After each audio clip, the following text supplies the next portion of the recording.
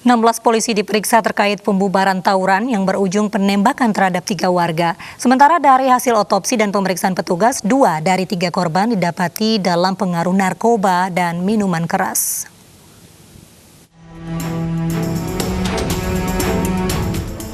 Anggota Polsek Ujung Tanah Makassar diperiksa terkait insiden penembakan saat pembubaran tawuran.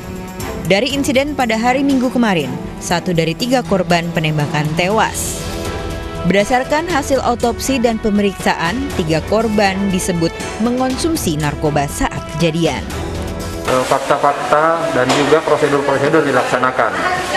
Nah, terkait dengan itu juga, ini kan ada senjata yang digunakan oleh personil tersebut. Nah, senjata tersebut juga sudah diamankan oleh Propam. Nantinya akan kita cek, karena memang dalam setiap prosedur penembakan itu harus jelas dari jenis senjata mana yang dilakukan penembakan dan siapa yang mempunyai organik senjata tersebut. Ini nanti akan kita dalami.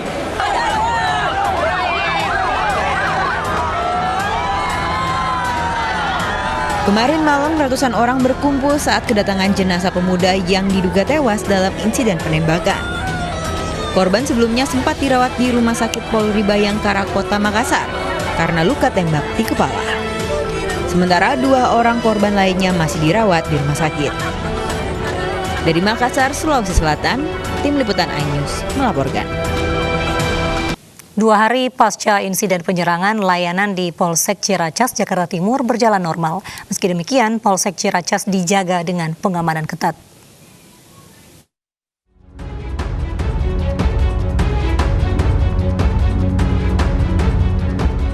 Hari ini layanan di Mapolsek Ciracas, Jakarta Timur berjalan normal. Pengamanan diperketat oleh sejumlah personel Polri dan TNI yang berjaga di Mapolsek Ciracas. Bangunan yang rusak akibat penyerangan belum sepenuhnya diperbaiki. Hingga kini Kodam Jaya dan Polda Metro Jaya masih menghitung nilai kerugian yang timbul akibat insiden ini. TNI AD berjanji akan membayar ganti rugi kerusakan. Sementara itu, 3 korban luka masih dirawat di RSPAD Gatot Subroto, Jakarta. Sedangkan pemeriksaan terhadap 31 pelaku masih berlangsung. Sabtu dini hari, sekelompok orang menyerang sejumlah pertokoan dan Polsek Ciracas, Jakarta Timur. Mereka merusak bangunan kantor polisi dan membakar sejumlah kendaraan yang terparkir. Akibatnya 2 polisi dan 1 warga sipil terluka.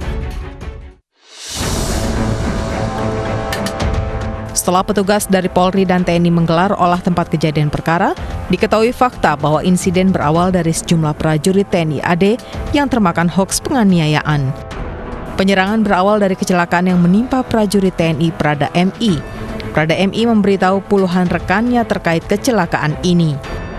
Sehingga muncul berita bohong bahwa Prada MI dianiaya.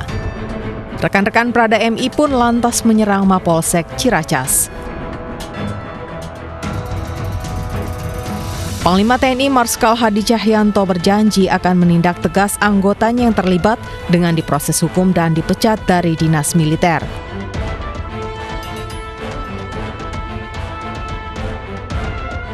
Sementara menurut Kepala Staf TNI Angkatan Darat Jenderal Andika Perkasa, Kodam Jaya telah memeriksa 31 anggota TNI yang terlibat.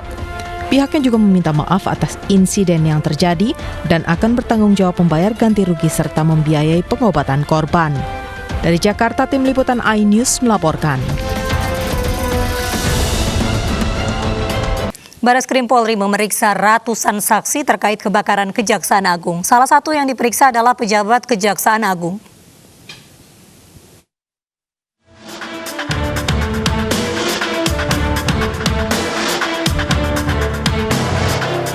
Penyidikan terhadap peristiwa terbakarnya gedung Kejaksaan Agung terus berjalan. Bareskrim Polri hingga kini telah memeriksa 105 orang sebagai saksi. Pihak yang telah diperiksa antara lain 20 petugas kebersihan, 54 orang office boy, 10 petugas pengamanan dalam, 5 pejabat Kejaksaan Agung, 7 pihak swasta, dan 2 teknisi. Keterangan para saksi nanti akan dicocokkan dengan hasil uji laboratorium forensik untuk mengungkap penyebab kebakaran.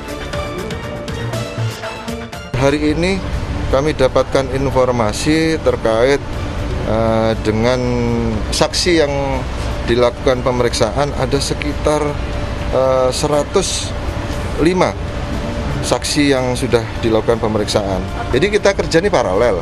Penyidik melakukan pemeriksaan saksi, kemudian lapor. Tentunya tadi kemarin yang kita sudah sama-sama lihat, mereka melakukan olah TKP, baik itu tahap 1, tahap 2. Mereka dikumpulkan temuan-temuannya di lapangan, kemudian selanjutnya dilakukan analisa di Puslapor Bareskrim Polri. Dari sanalah nanti baru mereka akan menentukan bahwasannya kasus ini terkait dengan bencana atau ada unsur kenyamanan. Kita sama-sama lihat nanti. Semua di-matchkan.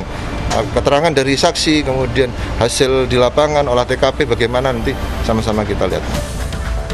Sementara pihak Kejaksaan Agung memastikan kebakaran tidak akan mengganggu kinerja lembaganya. Kita semua tahu ada musibah kebakaran gedung utama kami. Pak Jaksa Agung berulang kali menyampaikan bahwa walaupun gedung utama Kejaksaan Agung terbakar, tetapi tidak akan mengganggu kinerja kami selaku pegawai kejaksaan. Hingga kini, polisi belum mengungkap penyebab insiden kebakaran yang terjadi pada 22 Agustus lalu. Tim Liputan iNews melaporkan. Pemirsa, tersangka Joko Chandra kembali diperiksa di Jampitsus Kejaksaan Agung hari ini. Ia diperiksa sebagai saksi atas tersangka Jaksa Pinangki Sirna Malasari. Joko Chandra diajukan 40 pertanyaan terkait dugaan gratifikasi Jaksa Pinangki Sirna Malasari. Ia tidak berkomentar usai pemeriksaan selama 7 jam. Kuasa hukum Joko Chandra mengatakan tidak ada aliran dana dari kliennya Joko Chandra ke Jaksa Pinangki. Selain itu, pengacara Joko Chandra menyebut Jaksa Pinangki yang memberi penawaran terkait kepengurusan fatwa Mahkamah Agung dengan mengenalkan sejumlah orang seperti Andi Irfan dan Anita Kolopaking.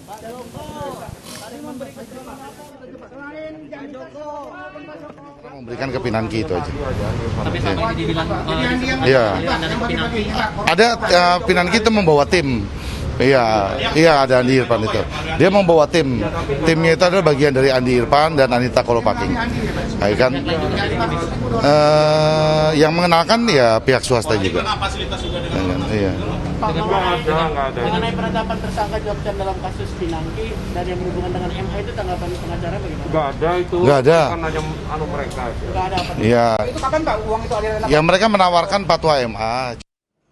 Selain memeriksa Joko Chandra, pihak Kejagung juga memeriksa 6 saksi lainnya untuk tersangka Pinangki.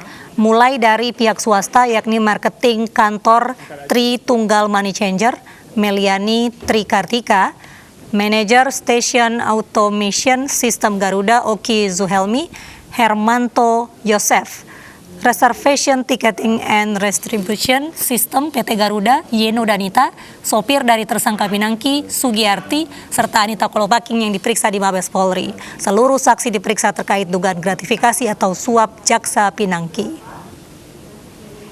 Mendapat laporan dari penyidik, kalau tidak salah Jaksa PSM itu 2 kali sudah dilakukan pemeriksaan. Tentu yang pertama ketika di tanggal 11 itu dilakukan pemeriksaan, kemudian ditetapkan tersangka dan dilakukan penahanan. Yang kedua saya lupa tanggalnya, yang kemarin beredar di medsos ada foto-fotonya itu, saya lupa tanggalnya. Jadi intinya itu. Kemudian terkait apa TSK JST ini diperiksa, tentu terkait kalau dia diperiksa sebagai saksi, tentu pengetahuan dia, kesaksian dia terhadap perbuatan yang dilakukan oleh TSK PSM.